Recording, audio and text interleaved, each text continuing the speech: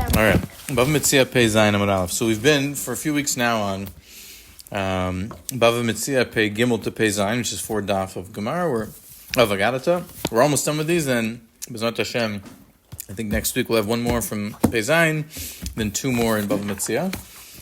And with that we'll finish the Masechta, and then towards the end of the year maybe we'll start Bava Batra, if time allows. Okay.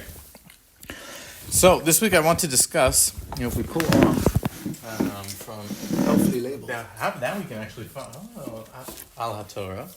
All right.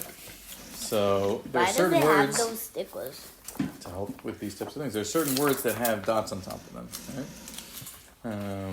So the example that we're going to be learning from Bava Batra is when the angels come to visit Avraham.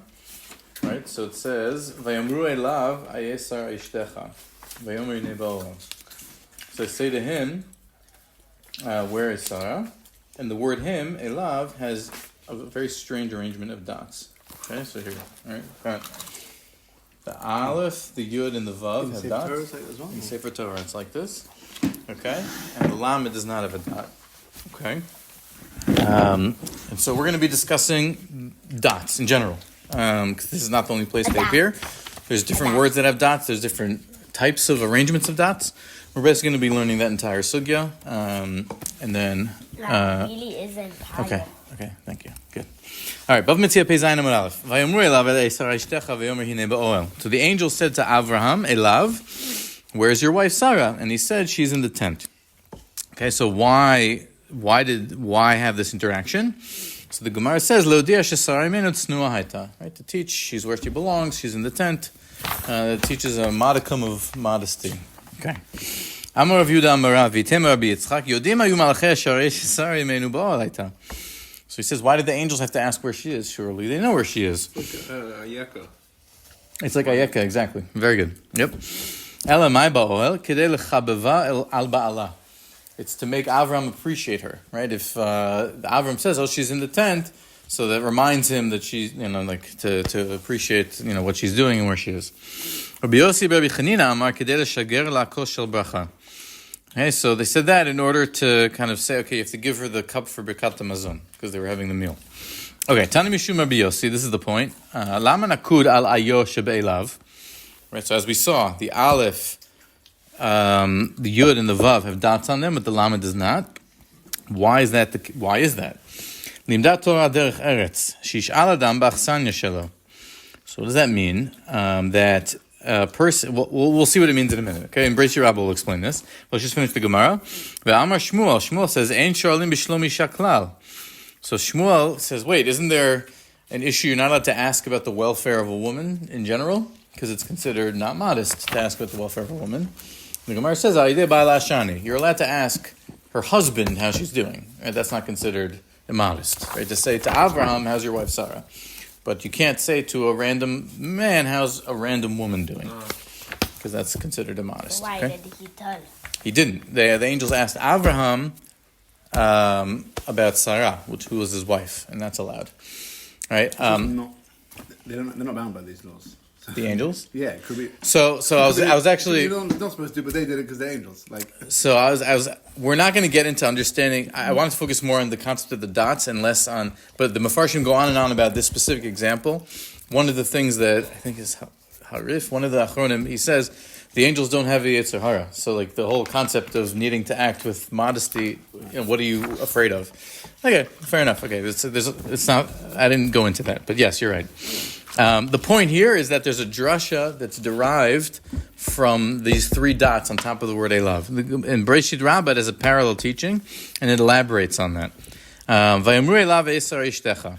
Aleph, Yud, Vav, Nakud. Okay, those 3 letters have dots on top of them. Lamed eino nakud, but the lamed does not. Amar Rabbi Shimon ben Elazar. Bechol makom she'ata motze ktav raveh al nekuda, ata doresh et haktav. Nekuda raveh al haktav, ata doresh et nekuda. So if you find a word where there's more letters that do not have dots than do have dots, so you dorish the letters because they're the majority. But any word where you have more dots than letters, you dorish the dots because there's more of those. So in this example, you have a ratio of 3 to 1, right? 3 of the letters have dots, and the lamed does not. So you have to, based on this principle, ata doreshta nekuda. You darshan the dots. Ayo Avraham. So if vayamru eilav, but ayo means, like they said, aye Sarah ishtecha, which means they're asking Avraham where Sarah is. But ayo, so they're also asking, where's Avraham? At the same time. Where are you? Okay, like, where are you? Amar Rabbi Elazar, Kashem Shamru aye Sarah, kach amru le Sarah ayo Avraham. Then Rabbi Azariah clarifies and says, no, it means that, and again, the Mefarshim talk about what this means, but not in that conversation, but in some other conversation, they also later asked Sarah, where's Avraham? Presumably for the same reason, in order to make her appreciate Avraham.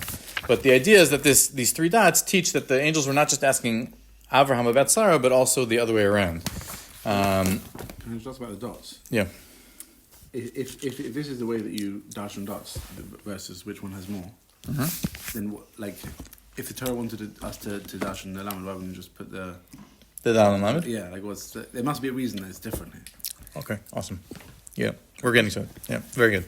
Right, in other words, if you just put it on the Lamed, then you would also be able to do exactly what you said, because then the principle would be, okay, if there's less dots, so you do the letters, and then you still have Ayo. Okay, the Mefarshim talk about it. We're going to actually see it in the Yefei Torah towards the end. That's a great question. Okay. I want us to go through, before we get to the answer to Shimon's question, there are other examples. There's one particularly famous example, and then we'll see there's actually 10 altogether. The Torah has 10 examples of these dots. We're going to analyze them, but one of the more famous ones is actually when Esav and Yaakov meet, right? So famously what happens? Right? What? He kisses him, but... It says he wasn't really kissing, he was biting. He was biting him, okay? So everyone knows that Rashi says that, but that's actually... And they both cried. And they both cried, right. Esav cried because he hated him, and Yaakov cried because he missed Esav. Very good. We're going to see that inside right now. Yep, absolutely. So all of that is based on the dots on the word, and he kissed him. Okay, so we'll see that now. Shir Shirim Rabbah. All right, that was awesome. Very good. Okay, it's Avarech ki Migdal Hashem. It says in Shir Hashirim, right, your neck is like an ivory tower. So they meet and they fall on each other's necks, and Esav kisses Yaakov. Kulo nakud, the word vayishakeu, again, if I took out al haTorah and I looked, every single one of the letters of vayishakeu would have a dot on top of it. So what does that mean? Amar b'Shimon ben Elazar. So what's the problem? Well, the principle that we saw in Breshit Rabbah, I'm not really sure how to apply it now, right?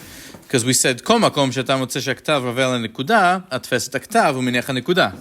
Right? If there's more letters without dots than with dots, so I ignore the ones with the dots and I keep the letters. And vice versa. Nekuda rabal aktav, atfes nekuda menechet aktav. But here, Baram, hacha lo ktav ravel nekuda, velo nekuda rabal aktav. I don't have either of those because everything's dotted in this word. So, what is the principle? Ela kulo vayishakeu nakud alav. What does that teach me? Ela melamed shelo ba lenashko, ela lenashcho. Right? That instead of that he came to kiss him, he came to bite him. In other words, the dots teach me that there's almost like a subversive pshat, almost the opposite. Okay? It's a contradictory drash to the pshat. V'nasat tzavaro shel Yaakov avinu shel shaish. Right? But Yaakov, there was a miracle. Yaakov's neck turned to marble. V'kahu shinav shel Torah. Marble. It's a strong stone. Not a marble, not like a tiny marble like this. Yeah. Like it's a type of stone. V'kahushi nav shel oto rasha v'namasu kadonag. Right, and then Esav's teeth were blunted and they melted like wax. Umat Talmud lomar vayivku, and this is what Oren said. Ela zeh bocheh al tzavaro v'zeh bocheh al shinav. Right, that Esav was crying over his teeth that got all bent out of shape from the Yaakov's neck. Okay, so the source for this whole drasha is this fact that it says vayishakeh. What? Did Yaakov feel it? Well, no, his neck was marble. It was a miracle. So it didn't hurt him. Did he feel it that it was marble? Did he feel that... that it changed to marble? Yeah. It doesn't say. Did he feel that he... Probably not, because it still says he's still crying at Esav, and if he knew about what just happened, he probably would not cry. Well, actually here it says, Ela zeh bocheh al tzavaro. He's crying over his neck. It's not clear if that means because now his neck is marble, or because he felt something. But anyway. Okay, so that's Shir Hashirim Rabbah. In Bereshit Rabbah, and for the whole shir, this is probably the thing to pay the most attention to, the nuance here, okay? It's the same medrash, but with an important difference that we're going to elaborate on. So Bereshit Rabbah Ayin Ted. Vayarot Esav v'yishakeu. Nakud alav, right? The word vayishakeu has dots on top of the whole word. אמר רבי שמעון בן אלעזר, בכל מקום שאתה מוצא כתב רבה על נקודה, אתה דורש את הכתב הנקודה, רבה על הכתב, אתה דורש נקודה. Okay? It's the same. Rabbi Shimon ben Elazar keeps repeating his principle. But we know in this example, כאן לא כתב רבה על נקודה, אבל נקודה רבה על הכתב. So what do? אלא מלמד שנחמרו רחמיו באותה שעה ונשקו בכל ליבו. What do the dots teach me? They teach me that Eilav was overcome with emotion in the moment, and the chiddush is that it's not that he didn't kiss him but bit him. It's he kissed him with all of his heart. It was the most genuine kiss you could ever imagine. And it's such a chiddush for Eilav that you have to put dots to say that this is real. Right. Ironically. Okay. Good. Yeah. Exactly. What can you So what? Sorry. In other words, that his opinion is that Eilav kissed Yaakov like with a lot of emotion, with the genuine. Amar lo Rabbi Yanai. Rabbi Yanai said to Rabbi Shimon ben Elazar, "Im kain lama nakud alav?" What's his question? Says, if you're saying it's that he kissed him, but that's pshat. What's the point of the dots? Okay, ela melamed shelo ba lenashko, ela lenashcho. Okay, what's the problem? Of course, that these two versions of the medrash, it's kasher Rabbi Shimon ben Elazar on himself, right? In other words, in Shir Shirim Rabbah, Rabbi Shimon ben Elazar is the one who says he didn't kiss him, he bit him, and here Rabbi Yanai is saying that as a response, Rabbi Shimon ben Elazar says something different. Okay. And then he continues in Asat, Tzavro Shel Avinu Yaakov Shashash, V'kao Shinav Shel Torasha, he bites him, his neck. Okay, I'll deal with it after. They can't see it on the recording. I'll deal with it after, okay? Thank you. Maybe it's turning into marble. Umat Talmud Lomar Vayivku, Ela Ze Bochel Tzavro, V'Ze Bochel Shinav, Rabbi Abahu B'Shem Rabbi Yochanan, Maiti Le Minhachat, Tzavrech K'Midal Hashem. Okay? So, there's a nuance here that we're going to get to at the end, but maybe I'll try to spoil it now. So what are they really arguing about here? And Dav Moshe, you kind of said this. In other words, there's two ways to understand the machlokas here, in my view. And I'm going to develop like a whole mahalach here that we'll try to prove. But the problem that Rabbi Shimon ben Elazar has is that he knows what to do when there's less dots, and he knows what to do when there's more dots, but he doesn't know what to do when it's only dots, right? So he says, okay, well, it's only dots.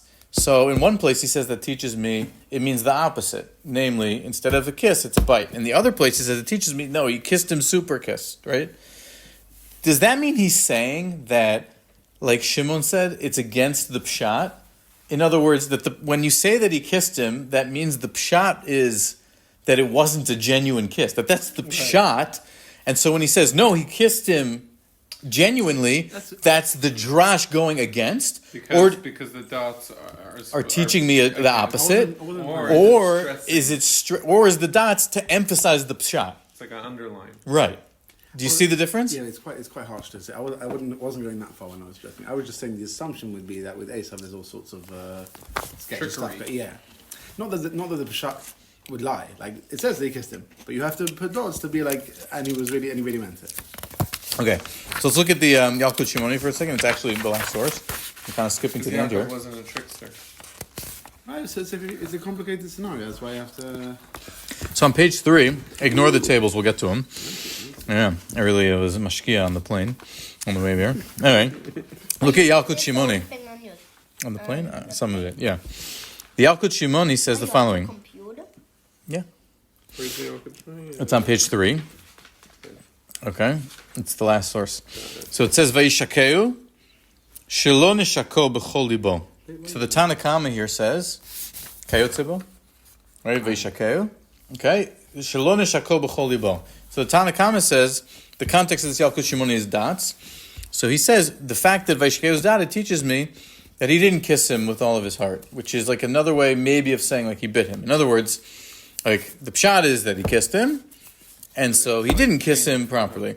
Rabbi Shimon stressing the pshat. Right, but look, Rabbi Shimon ben Yochai Omer, V'alo biyadua she'esav sonel Yaakov. Right. But we know that Esav hates Yaakov.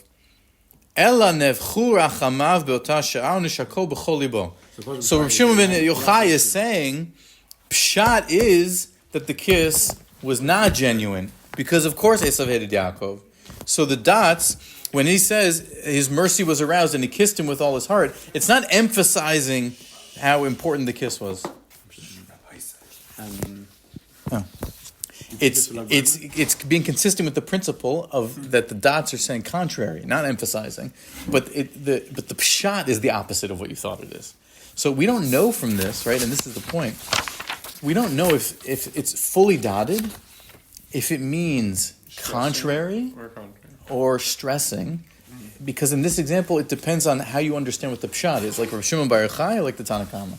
Okay, and we see that there's like this machlokas with Rabbi Yanai and Rav Shimon ben Elazar that makes it not so clear. So we're going to develop that a bit further now.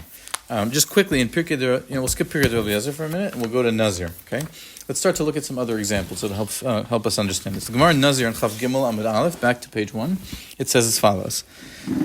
It's talking about the story of Lot. Okay, Lot with his daughters and Lot, Avram's nephew. And when Lot gets drunk, right, and the daughters, they do the trick. So it says, Lo yada b'shichva u'v'kuma. By the older daughter, it says, he didn't know when she, lay down with him and when she woke up. And the vav of u'v'kuma has a dot on it. Okay? So what does that mean? So the Gemara is saying, why are we punishing, it's in the context of why are we punishing Lot? Like he was drunk. Okay, maybe he shouldn't have gotten drunk, but he was... Isn't it the same story? It doesn't happen with Noach? Someone else had the same similar story, right? Yeah, similar, yeah. But with Lot, it was his daughters, yeah. Right, but the thing was the same. He shouldn't have got drunk. Right. No, he should have gotten drunk, but responsible but for you actions just because he didn't know what was going on. Right, but he's not. But is he responsible for incest? Like he shouldn't have gotten drunk, but like the fact that he was, his daughters took advantage of him. Why are we blaming him for that? V'ham minas anis. Wasn't he an onus? Tana mishum Rabbi Yossi bar Rav Choni lama nakud al vav uvekuma. So like we just said, the vav has a dot on it. What does that teach me? Lomar shebeshichva lo yada, ava bekuma yada.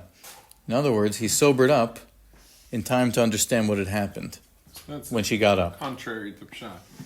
So that's contrary to pshat. Earlier, is that what's implying? He couldn't have stopped. He couldn't have done something about it, but he knew what had happened. And therefore, he's more punishable because he... So now the Gemara says, "My hava leilame, but my da hava hava." It's like okay, great. It's great that he realized and understood that he wasn't drunk even after, but he was too late, right? Whereas Rafiki says it doesn't matter; it's in the past. Very good. Oh, because this was the first one? They were acting like monkeys. This was the first one. This is the first one. So then he should have known for the second one. That's the Gemara's answer. Very good. Okay, nafkamina. He shouldn't have gotten drunk again, right? He should have known to be more responsible. That's why we punish him.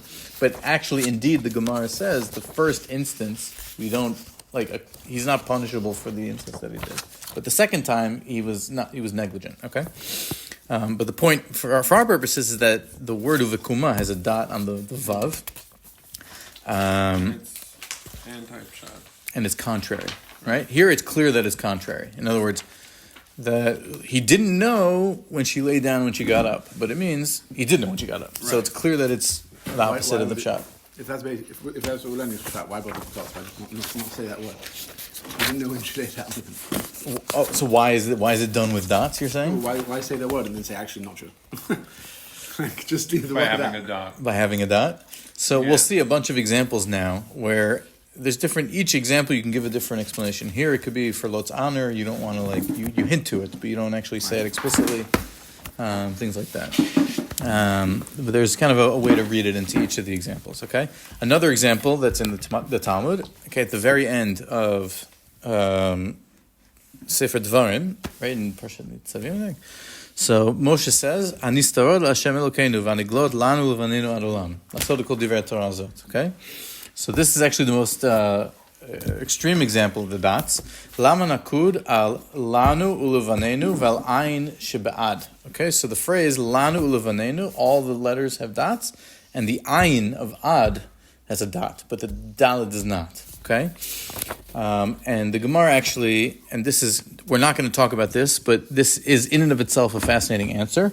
מלמד שלא ענש על הנסתרות עד שעברו ישראל את הירדן, דברי רבי יהודה, אמר לו רבי נחמיה וכי ענש הנסתרות לעולם, ולא כבר נאמר עד עולם, אלא כשם של ענש הנסתרות, כך לא ענש על עונשין שבגלוי עד שעברו ישראל הירדן, אלא אחן מהטעם מדין משום דהבו ידי בין אשתו ובניו. Okay, it goes into a thing, but the point I wanted to bring here is that there's also a discussion about lanu levanenu ad, and the discussion here is it's not contradictory, but like complementary, okay? Without getting into the details here for in the interest of time. And so we saw a few examples. Now let's look at all of the examples in like a summarized format, okay? In Avot Rabbi Natan, it goes through all of the cases where there's dots, according to our Masorah. Eser nekudot b'Torah. Eiluhen. Okay? And we'll talk about these one by one. Sarah says to Avraham after he takes Hagar, so Sarah gets upset at what Hagar is doing. Yishpot Hashem beini uvenecha. So in her anger, she says to Avram, may God judge between me and you. Al yud shebeinecha nakud. Okay, the yud of beinecha, the second one, has a dot. Melamed shelo amra lo ela al Hagar. Okay, so when she says, may Hashem judge between me and you, so that's the pshat, but then the dot teaches me really she's saying about Hagar and not about Avram. So here it's kind of a contradiction of the drash actually saying something different than the pshat. Okay? The second example is Va'amru eilav va'yesar ishtecha. We learned that one already. Naqud al ayo she'odin ba'u mevakrin achera.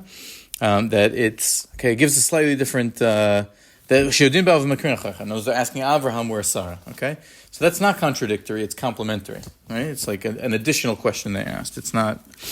Okay, lo yada b'shichva v'kuma. We saw that with Lot. Naqud al avav shebekuma. Arishon melamed shelo yirgish ela b'amidata. Right, he only realized that he knew that she got up. Okay, vayarot esav likarto v'chabkeu v'pol tzavau v'shakeu kulo nakud. Right, melamed shelo neshako be'emet.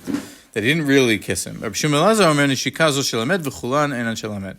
Right, and here we see another version of that machloket that we saw earlier. Rabbi Shimon ben Elazar says, no, Dafka was truthful, and then the other opinion says, no, this is like that he bit him or didn't kiss him for real. And we said, we don't know if that means it's a machloket of the pshat, or if it's a machloket on, if it's fully dotted, whether it's complementary or contrary. Okay, let's just look at some other examples. When the brothers go to shepherd for Yaakov, and then Yosef gets sent after them and throw him in the pit. So nakud al et, the word et has dots on it. So when it says the brothers went to go shepherd their father's flock, the word et has dots to teach that they were really not shepherding; they were going for their own, leisure. So here, to waste time, So. But to waste time will. So here is the function contradictory or complementary? Contradictory. Right. Shot is But they went to work, right? Next example, Kol Pekudei HaLevim Asher Pakad Moshe ve'Aharon. At the end of the census in Bamidbar, so it says all the Leviim that Moshe and Aaron counted. Nakud al Aharon. The word Aharon is fully dotted. Ve'Aharon. Lama melamed shelo haya Aharon min haminyan. So all the Leviim, but excluding Aaron himself. In other words, Aaron was one of the ones who did the counting, but he wasn't included in the count. it's neither here nor there, really. I guess. But if you had to pick a category... He was a Levi. Yeah. All right, so it's a bit contradictory. Right. Kayotze bo, another example, O b'derech recholka. This is by Pesach Sheni. It says, Hashem says when it's Pesach Sheni, right, if you're far away during Pesach Rishon, so then you don't give it, you give Pesach Sheni. So here it says the hey of recholka has a dot on it, just the letter hey. Melamed shelo hayta derech recholka ela min ha'aspukat ha'azara v'lachutz. So derech recholka doesn't mean the Golan; it means anywhere outside the Beit HaMikdash. Oh wow! Okay, like even if I'm in the suburbs of Yerushalayim on Pesach Rishon, and I don't come to bring the Korban Pesach, so I can do it in Pesach Sheni. So here the hay is clearly meant to be, contrary or like subversive to the pshat, right? Why are we talking about dots? These are examples of dots on words in the Sefer Torah. We saw an example before. What? I was looking for the ticket. I know the shul has one to see what it looks You don't. like. It's in these versions also. It's in all of them. You see it in like Torah. Yeah, you should see it in like a. Oh, so yeah, you should There find is one here. Yeah. under there. I There's a think million inside the dots. bima. No, there's a million dots. Yeah, but there's a specific kind of dot, or it's a good question, Oren. There's a specific kind of dot that's very rare. Cool. It's not nikud. It's on top of the letters. Because in the Torah, there's no. You don't see it there? in the Sefer Torah. Can you pull up a picture just on? You can pull up even the word. But what? There's a ticket number 9? You just do. I don't know any of these examples, or do lanu levanenu because it's the most. Can you show me one? Which one? Yeah, but then when I continue. Oh, the first suggestion is not good. בראשית שמות. Yeah, here. That's so cool. ונדברו דברים. It's not loading. But Yeah, there you go. Okay. So these letters in the Sefer Torah have these dots on top of them. This is, it's not Nikud. It's like, and it only happens 10 times in the whole Torah that you have these dots. That's what we're learning about. Can you show me? Shimon just showed you. Or if you want to see it in here, but then I want to continue on because we're a bit pressed for time. Okay. Let's see.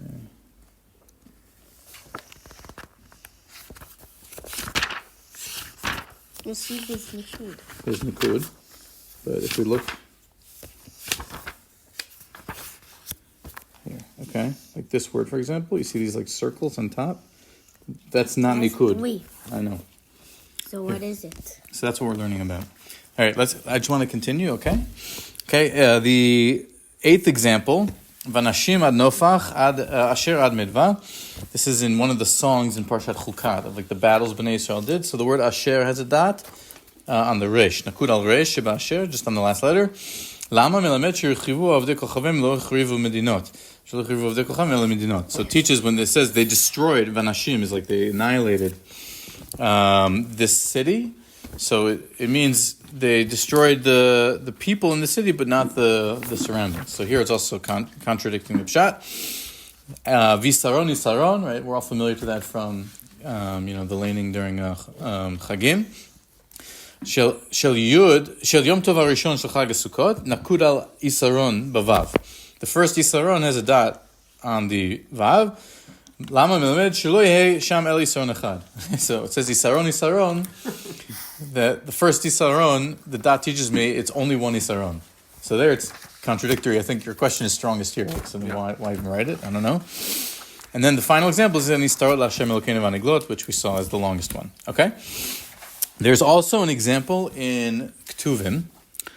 So these are 10 in the Torah, and there's one example in Tehillim. Okay? Lulei ha'amanti l'rot Hashem b'tuv be'eretz chayim. In we say to David Hashem Rivishi. And the Gemara in Brachot says, V'David mikar le'nafshei chasid. So did David HaMelech call himself a chasid? V'aktiv, lulei ha'amanti l'rot b'tuv Hashem be'eretz chayim. Lulei is like halavai, like that I should, have enough, be faithful enough in order to see the greatness of Hashem in the land of Chaim. So there he seems to be doubting his status, right? V'tana mishmei Rabbi Yossi, lama nakud al lulei. So the word lulei has dots on it. Amar David lifnei HaKadosh Baruch Hu, Ribbono shel Olam, ובטחני בך, שאתה משלם שכר טוב לצדיקים, לעתיד לבוא. אבל איני יודע אם יש לי חלק ביניהם או לאו. Right? So the dots above the lulei teaches me he doesn't know like what his status is. So the answer given is Shema Yigrom Achet. So no, it doesn't mean that David was actually doubting his status. It means today he knew he was a chassid, but he doesn't know what's going to be in the future. Maybe in the future he'll sin and something will go wrong. Okay, and the Gemara continues and says a similar thing about Yaakov Avinu. Okay, so here, these are the 11 examples. There's also Nevi'im, but they're not brought in the Gemara and less relevant, of where there's Nikud. So if we just go to the first table on the page 3 for a second. So I mapped out the psukim from Avod Rabbi Natan and the Lulei at the end from Brachot. And then I tried to number them based on the principle that we saw with Rabbi Shimon ben Elazar. Case 1 means that there's less dots than letters. It's specifically, there's one dot in every example of case 1, and there's 5 of them. Case 2 is that there's more letters with dots than without dots, but you still have letters without dots, like our original Gemara of Vayimru eilav, and Lanu L'vanenu ad, where the last dalid does not have a dot. And case 3 is where it's entirely dotted. Right, and like the example we saw with Esav, and then the other examples as well. And if we look at Avod Rabbi Natan, the drashot that we kind of skimmed through, we see that there's a complementary drasha in the 2 examples of our Gemara in Bava Metzia with the angels, where it means they didn't just ask Avraham about Sarah, they also asked Sarah about Avraham, and Lanu L'nenu ad. But all the other ones have like a contrary nature to them, where they're subverting the pshat, the simple pshat, and saying there's an aspect of it that's actually not correct, and that's what the dot is coming to teach you. So what seems clear from this, at least Avod Rabbi Natan, if a word is entirely dotted, which is case 3, that it has a similar principle to case 1, right? That if I have only one dot, which is contradictory, that if I have all dots, it's also contradictory, and it's only if I have majority dots that it's complementary. That seems to be Avodah Rabbi Natan's understanding. I know this makes a difference, but the one in Hillim is different. It's got dots on top and underneath. Ah, okay. Interesting. Where? In what case? It's a Hillim one. The dots look like this. On top and under. What are you looking for? Then on the end on the right. Okay. So, the Fei Toar says this explicitly, and then I want to finish with like a chiddush that it like hit me on the plane. You ever been on a flight and you suddenly just had this eureka moment of like this nuance in an esoteric medrash, and you look around and no one else is excited? Right. Okay. Like, why are you not all happy? I know, right? Okay. Anyway, so everyone else is just watching movies. Okay. So the Fei Toar lays out what kind of the mapping that we did here. He says as follows: V'hine, the first line on the third page, HaMefarshim makshim lama nakud al ayo v'hirba b'nikudot halo tov haya lenaked al halamed. Right. This is the question that Shimon asked earlier, and it's a good question. If my principle is I follow. In other words, I could just dot the lamed, and then I would still get the same letters to derive from. So why am I adding more dots? Why do we even need that? Exactly how much ink, that's why it was left Why over. do we need that? Right. The dots teach us, this is what we're learning. Each time there's dots, it's to teach me something about that's beyond the pshat, something extra. But Shimon's question is, in the specific example of Vayomru eilav, the principle would teach. It could have gone either way. I'd learned the same thing. So what can be the answer? Like, what's the Fei Toar going to say based on the table that we mapped out from Avodah Rabbi Natan? Because that gives the answer. Right. It would be opposite. Right. In other words, they're not identical because the principle of what it teaches you is different. If I have less dots than letters, then it teaches me the opposite. But if I have more dots, it teaches me something complementary. So they had, in this example, because what they wanted to teach was something complementary, it had to have more dots and less letters to stay true to the principle. Which means it's more likely the Shir Shirim one fits than the Bereshit Rabbah one. Because in this one, it's not complementary. In Shir Shirim, it contradicts. I forget which way around it is, but one of them, who brings it at the beginning? It could go either way, though, depending on what Shimon you Elazar consider first. pshat. Right, but Shimon Elazar one in Bereshit Rabbah, he's saying that it was the stone shot, like Rashi, which is that he bit him. phase of. Right, that he bit him. Right, but the one in Shir Shirim, he's saying it was there to tell us l'shvach. Right. So we said you can either understand that to mean they're agreeing that if it's all dotted, it's contradictory, but they're arguing over what pshat is. If when it says Esav kissed, is pshat that he kissed or not kissed. It's not contradicting pshat if it's stressing the fact that you may think that the Torah is not being literal. But that's why it's interesting because Rabbi Shimon Bar. That's why I brought the Alkot Shimoni because Rabbi Shimon Bar Yochai says that explicitly, right? He says, "Don't we know Esav hates Yaakov? Such a fact. It must. It must. It wasn't real. Right? You have to assume the kiss wasn't real because pshat, of course, Esav hates Yaakov. So to teach me otherwise, I put the dots that it was real, exactly to counter your point, But right? it's still not. It's not the same category as the other stuff. I understand. You're saying. I understand. What he says is a little difficult. I understand. So what I want to hear, add a whole nother layer, and then like again on the plane, I was like, "Whoa, this is crazy." I think it's worth pulling up the picture, but maybe not of that example. And I wish you had a tikkun. You were right, but maybe do an example of like the Aharon or something like that. There was a shir for the kids. There was a chod on Kriyas Atera. It could be that it's in the shul. I know their own one. It's worth looking at the picture of it for an example. Okay. The Aharon.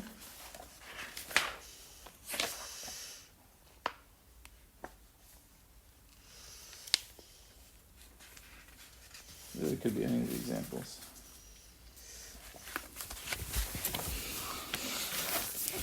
Maybe we can look at Vaishakeh. Yeah, you know what Vaishakeh is the easiest one. Right. Here's the Bereshit Aleph. Yeah, this is Vaishakeh.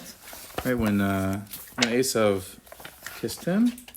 So Here we go. Okay, so it says right Vayishakeu, and you see that there's dots on top of every letter. This is what we've seen. Now, really, okay. Now, really, when you write in the Sefer Torah, the dots are not rounded, but they're supposed to be like diamonds. Okay, let's see if this Like a Revi. like a Revi, exactly. Ew. No, those are just. That's regular Nikud, what you're pointing out, Oren. But the dots here are. We'll see if it has the diamonds version. Yes, perfect. Good find. Okay, so if we look here, Veishakeu. I don't know if you guys can pass it around. Okay, so you see these diamonds. Okay. And that's how it's written in the Sefer Torah. Now, here's the question of like my chiddush. When you look at that, does the imagery of it like bring anything to mind? Like just literally the picture of that, a crown. Okay. The diamonds? The whole thing, the word and the diamonds, without the It does nikud. look a bit like a crown. Oh, I hear what you're saying. What? Like What? teeth. Oh, no. Oh, it does. But although it does, that is an interesting. That is good. The canine, the canine teeth. So what I want to kind of suggest and develop a mahalach is that it looks a bit like a menorah with lit candles. Oh. Okay. Okay. Yeah. Right. Like if you see, you have.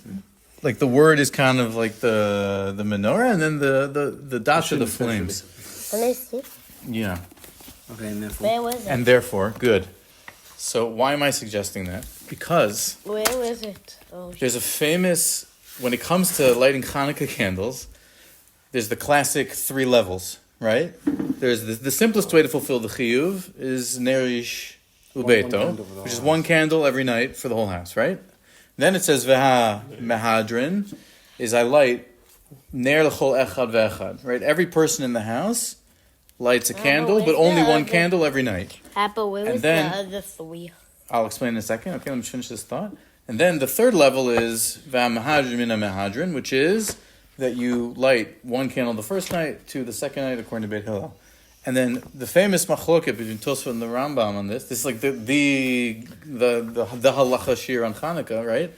Is hamahadrin mina mehadrin going on the original case or on the second case, right? Meaning for every person in the house. Right. Is it that one person goes from 1 to 8, so you have one menorah from 1 to 8 every night? Or is it every person in the house goes from 1 to 8, right? So Tosfot says, this is the famous thing, Tosfot says that it goes it goes based on the original. That Mahadrin and Mahadrin is based on Ner Shubeta, one candle, and so there's only one menorah, Tosfot says.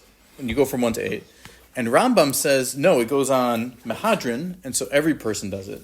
And the reason it's famous is that the Shulchan Aruch and the Ramah, they paskin opposite to their. In other words, the Shulchan Aruch paskins like Tosfot, even though Tosfot's Ashkenaz, Shulchan Aruch is Sfard. So Shulchan Aruch, who paskins like Tosfot, says one candle per house, one menorah per house. And the Ramah paskins like the Rambam, which is unusual. And the Ramah says, because it goes on the Mahadrin, it's every person. And that's why, to this day, Ashkenazim, every person in the house lights a menorah. And Sfardim, only the Balabai lights a menorah. Okay? Because the machloket is rooted in, is the Mahadrim and Mahadrin going on the first layer or the second layer?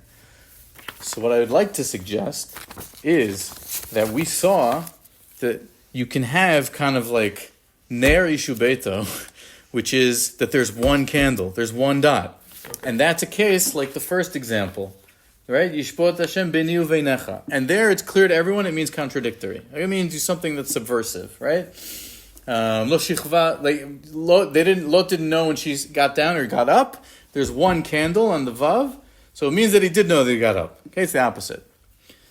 Then you have an example where you have more candles, like more dots than letters, but you still have ones without dots, like ours, of Vayamru eilav.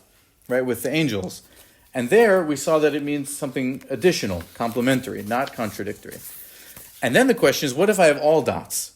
So I'm saying that's like a mahadrim and a mahadrin of dots, where do I say that should be like the case where there's only one dot, or should it be like the case where there's majority dots over the letters? And so what's clear is that from this Avodah Rabbi Natan, it's going back on the original, right? It's consistent to say that it's the opposite, like when there's only one dot, all the dots are like that. But if you remember, Shimon ben Elazar wasn't sure. He kept saying, I know what to do in case 1. I know what to do in case 2. I know the halacha in Ner Shubeta. I know the halacha in Ner Kol Echad Vechad. But I don't know what to do if they're all lit, if they all have the dot. And so that was where we said, we don't know if the argument is that he says it should be contradictory, in which case it goes back on the original, or that it should be complementary. And we said maybe they're arguing on the pshat, but I think maybe the argument could also be, what is the principle for when it's entirely dotted? So Avodah Rabbi Natan clearly says that it's the opposite because he bit. But it could be that the opinions that say, no, he kissed him with all of his heart, it's not that they're saying, like Rav Shimon Bar Yochai, that the pshat is that Esav hated Yaakov, and so saying that he kissed him with all his heart is contrary. No, it's complementary, but it's a build-up on top of 2. It's a build-up on top of 2. It's like a mahadrin min a mahadrin. And why does that make sense? In the sense that it doesn't make any, like, why? But like, why? Because you're saying it like this is, like, ner ishu beito, I have 1 dot.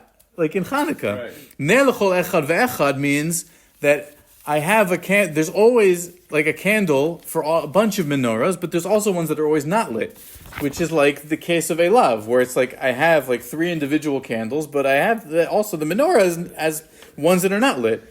And then mahadrin and mahadrin, if I go like Beit Hillel, I go from 1 to 8. So then that's like all of them are lit. Like I have the menorah where everything is lit. But the question is this like 1 candle where everything is lit, or is it the entire family where all the candles are lit?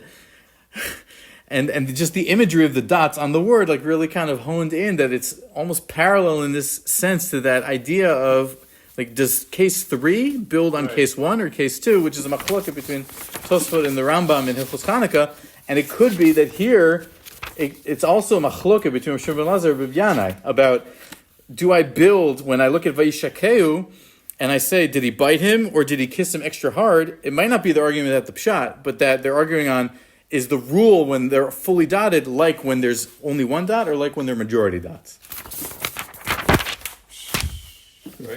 That was a bit complicated, but I thought it was Wild. yeah. Anyways, Getting like Bohemia.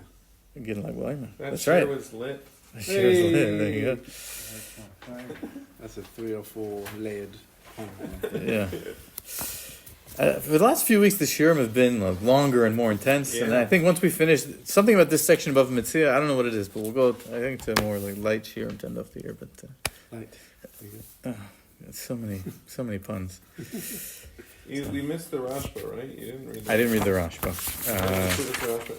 He gives his own principles for it, or no? Yeah, he explains. It's kind of similar to what the Ifei Torah said, but in the case he applies it in one of the other examplos. I mean, we can look at it quickly. Where he says Perush. Really, what's interesting is the last. Let's look at the 3rd line from the bottom. It's talking about derech rechokah. If you remember about Pesach Sheni, that just the hay has a nikud, and it means the opposite. It means it's not rachok, even outside the Beit HaMikdash. So af ha-nikud kegon zeh shekatav eilav, ונקוד האיו, שיש לדרוש על האיו, שהיא הניקוד, ואליו שהוא הכתב. ולכך דרשין כשם ששאלו לאברהם, היה שרה, שאלו שרה, היה אברהם. הרי שנדרש איו ואליו, ולא עשו בכך כך ברחוקה, שלא דרשו אלא רחוק. In other words, he's pointing out that with the case with more dots of eilav, it's a complementary, that it means just like they asked Avraham about Sarah, they asked Sarah about Avraham. But with the rachok, it's saying it means not rachok. So he doesn't spell out as explicitly as the Ifei Torah that it means whenever there's less dots, it's contrary, and whenever there's more dots, it's complementary. But he says it through these examples that there's a difference in the drasha, right? And he ties it to the number of dots. So he kind of takes it like one step, and then the Ifei Torah spells out the principle, and then we added on the layer about the resemblance to a lit menorah in the Sefer Torah. Is that what triggered the whole? No. First, I don't know how. The analysis got that, but then I looked at it and I was like, oh, and it looks like a menorah maybe also. And it's like the number of dots. Like Ner Yishubeto is 1 dot, and that's the lowest level. yeah. It's like, of course. Anyway, whatever.